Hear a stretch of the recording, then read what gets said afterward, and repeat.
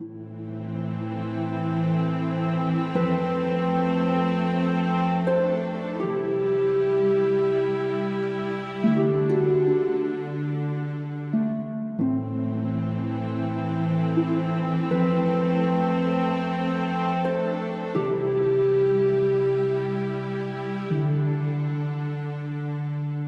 Beyond Skyrim team have participated in the Creation ModCon 2024 which ended last week. There were updates from multiple projects and there was one live stream by the Iliac Bay team. I will create a video on that particular showcase next week, but this update will be a discussion video about the burning question that keeps popping up in Reddit and Discord forums. Will Beyond Skyrim projects ever be released? The main issue is that many of these projects have been around for more than 8 to 10 years with no end in sight. We'll talk about this and also some suggestions from the community for the Beyond Skyrim teams going forward. We understand these projects take time, but one can dream. So as usual, you get to enjoy dream time thanks to the various Beyond Skyrim teams who share awesome screenshots regularly. So stick around till the end.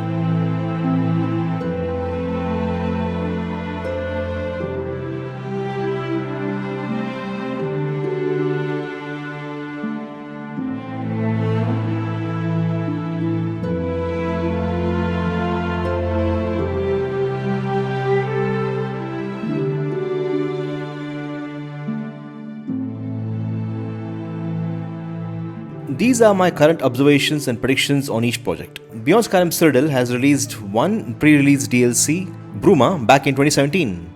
Then the team decided they wouldn't do pre-release DLCs anymore, but would work on the entire province. It has been 7 years and there's no word on any release.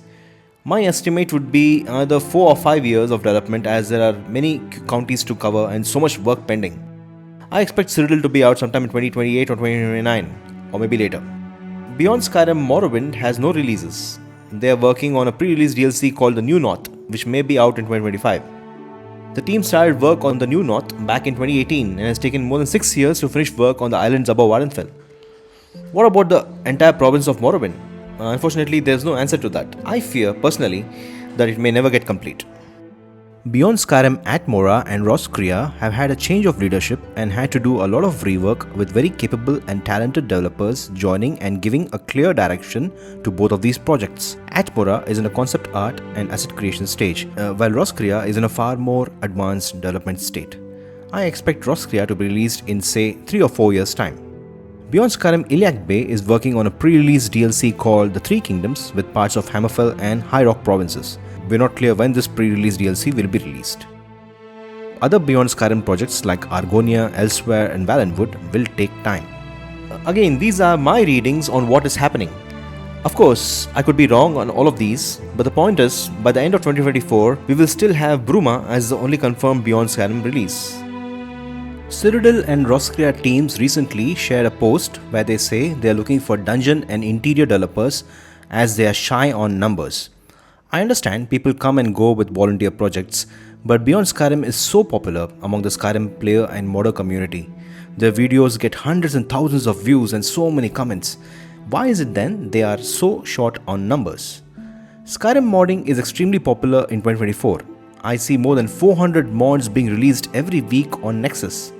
So there are talented modders out there, but no one wants to join these Beyond Skyrim teams. I wonder why that is.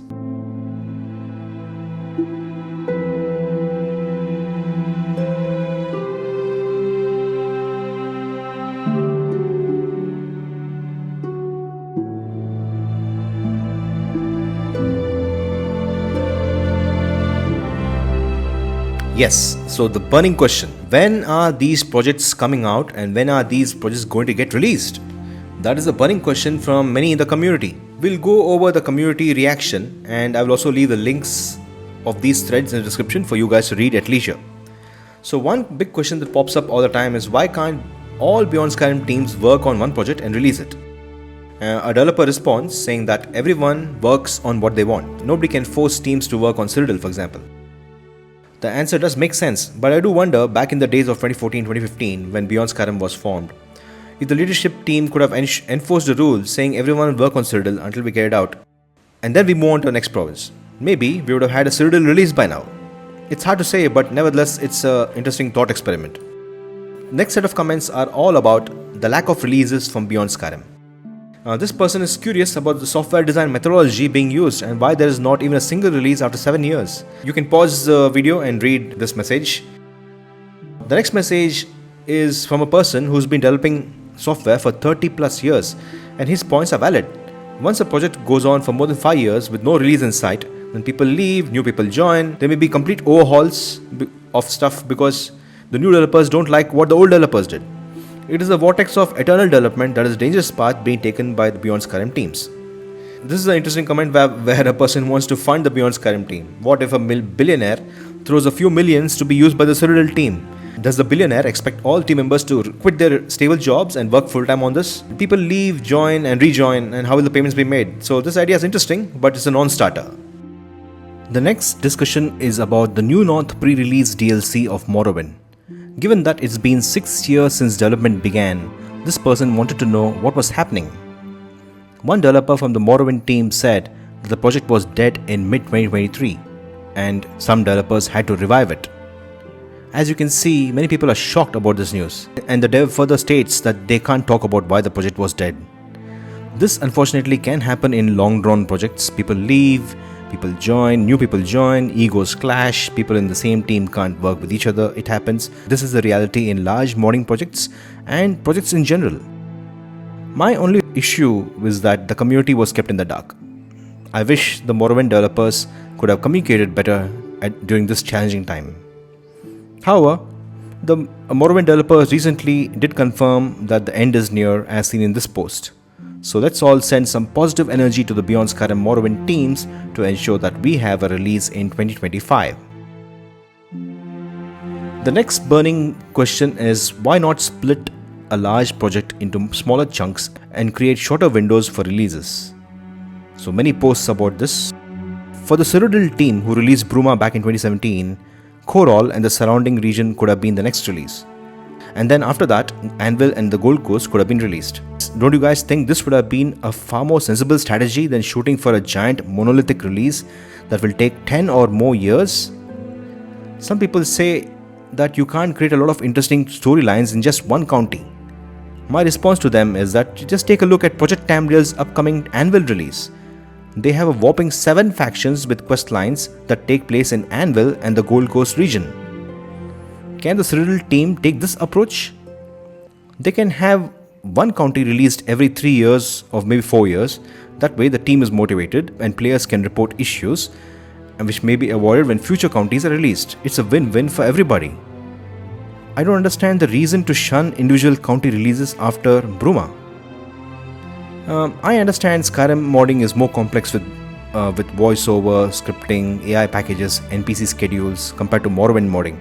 But Tamriel Rebuild and Project Tamriel pack so many more POIs in the same space, so the effort is there in those projects too. If Project Tamriel can create multiple factions and engaging quests within a single county, why can't Beyond Skyrim Cyrodiil do it? The good thing to note is that a developer from Beyond Skyrim Morrowind has accepted that they will consider a modular release once they start working on the mainland of Morrowind. Good, I'm glad the Morrowind team has realized that one giant monolithic release just won't work out. The Cyrodiil team can even now consider their decision on modular releases. Instead of waiting for 5 or more years to release the entire province, why not release the Korol County in 2024 and get feedback from the community? The community would love to test, share feedback and help Beyond Skyrim Cyrodiil to be a better release. I also spoke to the developers of the Iliac Bay team who are working on the pre-release DLC called Three Kingdoms, where we get to explore a small portion of the Northern High Rock and a group of islands in the Abyssian Sea. I asked the developers if they could split the release into two. First release the Abyssian Sea area and then release the High Rock area as a second release. This will give the community time to share feedback and thus help the Iliac Bay team. But the developers say this might not be possible because some team members are working on Northern High Rock, some members are working on Abyssian Sea Islands, and some of them are working on other areas of High Rock or Hammerfell. So it would not be possible to get all the team members to work on the Abyssian Sea Islands. So from this response, I infer that all Beyond Skyrim teams are focused on the creation aspect of the project and are not looking at these projects with releases in mind. Releases will happen when they happen, be it 5 years or 10 years or 15 years. So, for those of you watching, if you have a message to the Cyrodiil, Iliac Bay or other teams, do share in the comments below.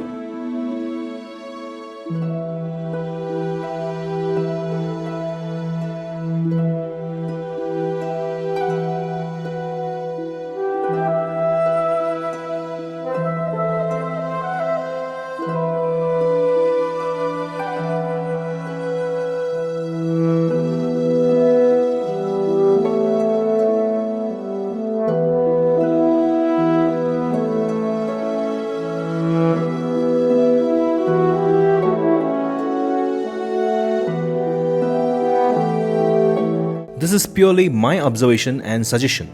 Currently, the Beyond Skyrim Discord has public channels where all the developers patiently answer questions from visitors. I really appreciate that openness, I really do. But I feel more can be done.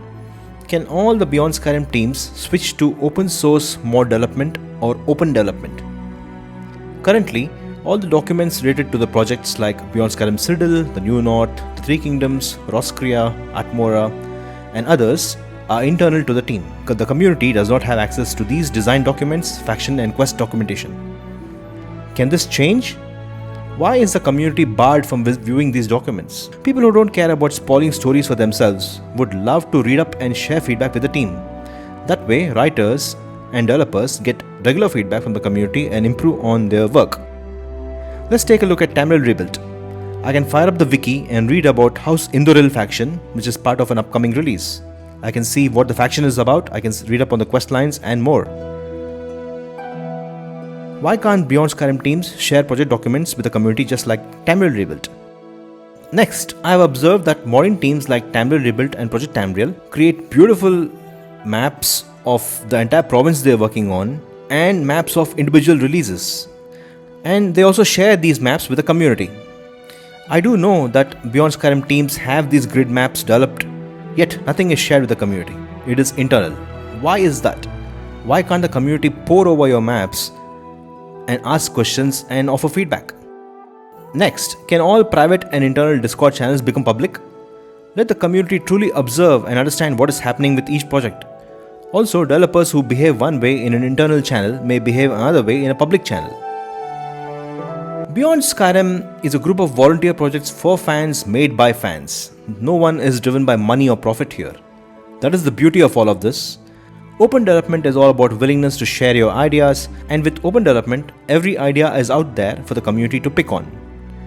The next big thing open development teaches all of us is humility, because our ideas are being exposed out there, and all of us will fall on our face more often. But this also gives us honest feedback early. That's a great way to improve one's work. While Skywind and Skyblivion are remakes of existing games, all Beyond Skyrim teams are creating something new and beautiful.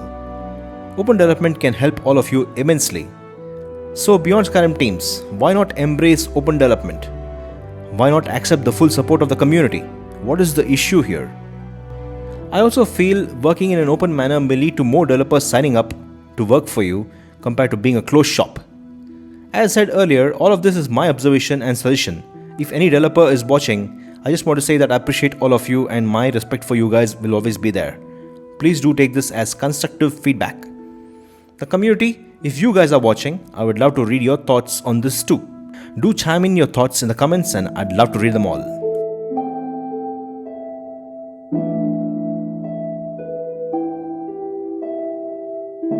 Alright, enough of all this serious talk. Let's sit back and relax and enjoy some beautiful screenshots shared by the Beyond Skyrim team. So dream time now.